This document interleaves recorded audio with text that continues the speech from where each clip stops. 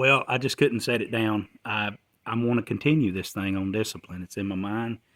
Um, I read you the passage in the last video of Hebrews 12, 4 through 11, and I told you that, or I said out my mouth, most preachers, they won't read that passage to their congregation because people don't want to know anything. They don't want to hear anything about discipline, and then much less know anything about discipline. But he says that it's necessary.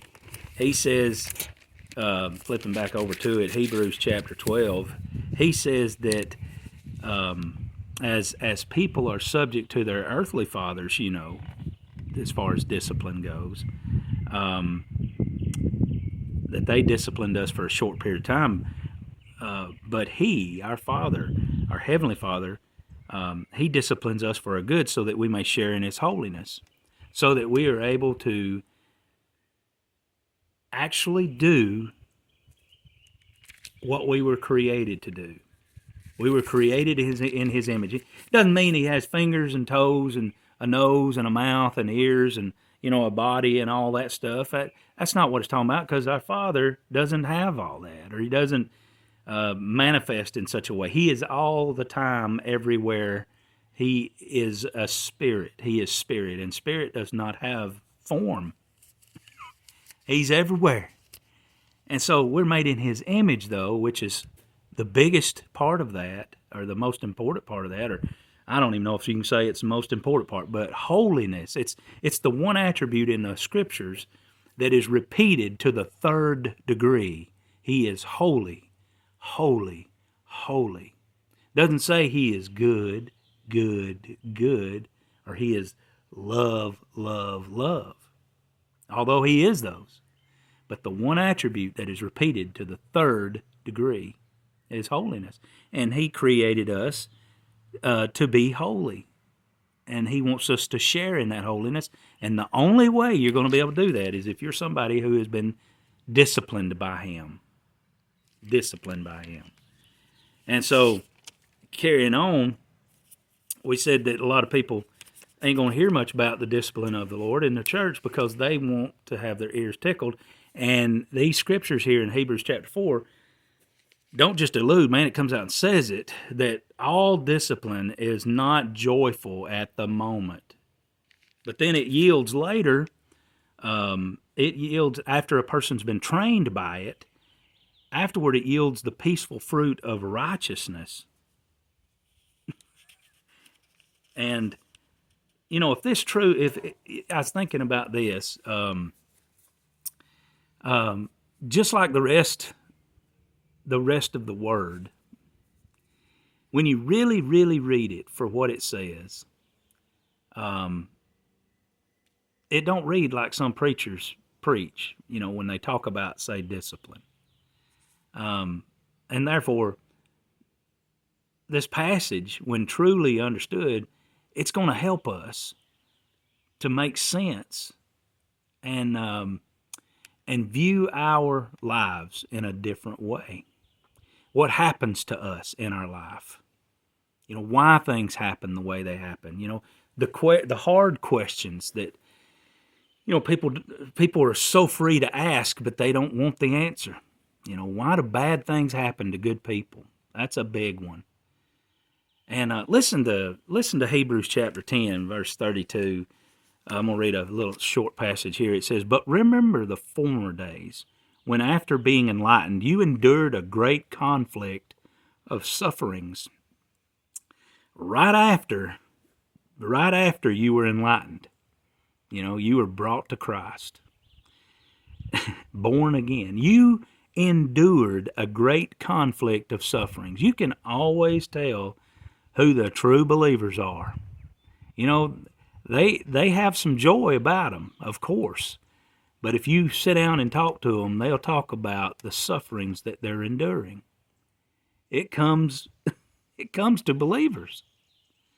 He says, you endured a great conflict of sufferings, partly being made a public spectacle through reproaches and tribulations, and partly by becoming sharers with those who were so treated. For you showed sympathy. These were some of the attributes of God being displayed here. He says, "For you showed sympathy to the prisoners and accepted joyfully the seizure of your property. When you become a believer back in that day, and it will happen again, you were a target. And they ain't gonna just let you believe what you want to believe. You're in this world, and so this world's gonna find you and persecute you. Jesus warned us of that.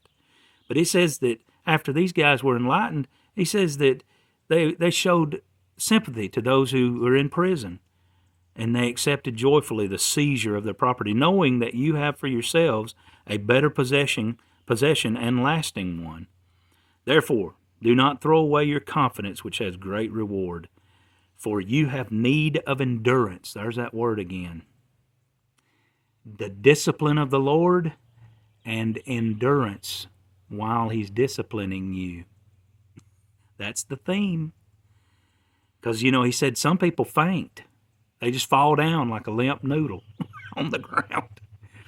But you have need of endurance, so that when you have done the will of God, you may receive what is promised. For yet in a very little while he who is coming will come, and will not delay, but my righteous one shall live by faith. If he shrinks back, my soul has no pleasure in him. While the discipline of the Lord, your heavenly Father, is going on, you don't need to shrink back. You have need of endurance.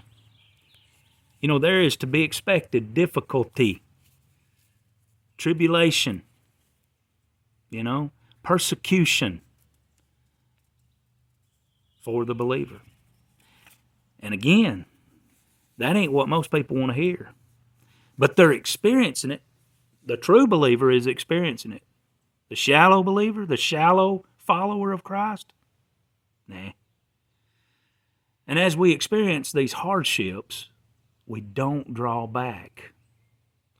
There are many passages that teach this reality. You remember Mark 4 over there, the parable of the sower and the soils. You remember the wayside soil.